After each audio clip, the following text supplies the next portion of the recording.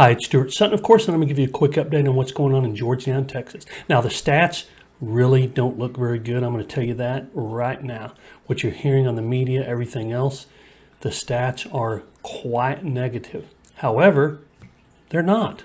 I'll show you why in just a minute.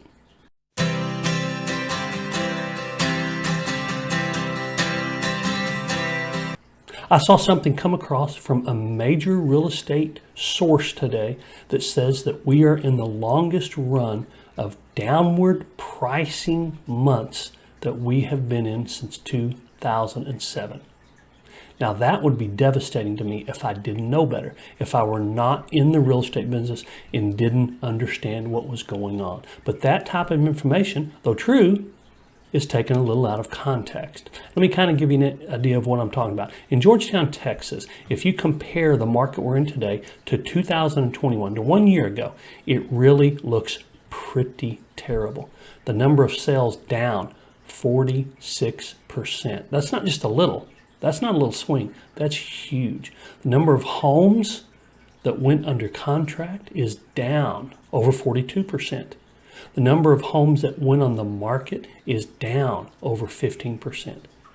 The time on the market is up over 340%.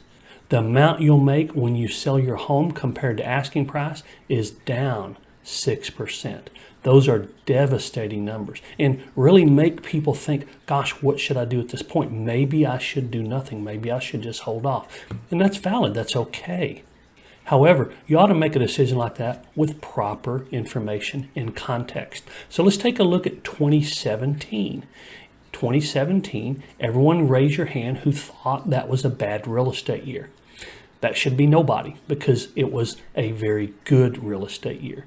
Even in comparison to every other year during the last 10 years, it was really a great real estate year. So if you compare this market to 2017, here's what you see. Not just small differences, but we had 38% more sales. We saw 15% more listings go on the market. We saw 25% more pendings. We saw time on the market in 2017 at 71 days. Our time on the market right now is 40 days. That's 40. Now 40 seems pretty long when it was 12 to 13 days a year ago in 21. But when you compare it to another very good year, the average was 70 days. And nobody was running around complaining about homes sitting on the market. It's 40 days today. So what is the context? Well, if you use 2021 as the context, you're going to feel pretty negative. But if you look at the overall real estate market in this area for year after year after year after year, we're really sitting in a pretty good position right now in Georgetown, Texas. Now, how about the amount of money you put in the bank when you go to closing compared to what you were asking? Well, it is slightly down in this market compared to 2017, but only about 0.75%, which is really not a swing of any kind. You see that sort of differential in any given year. So the bottom line is very simply that we are not in a devastating real estate market. We're not in a devastating trend. We're actually in quite a good real estate market. It may not feel like it to some people. And there are areas, there are pockets, there are types of houses that are having a little more challenge. But when you look at an overall time on the market in October of any given year being 40 days, that's pretty good even historically. So let me just say one more time.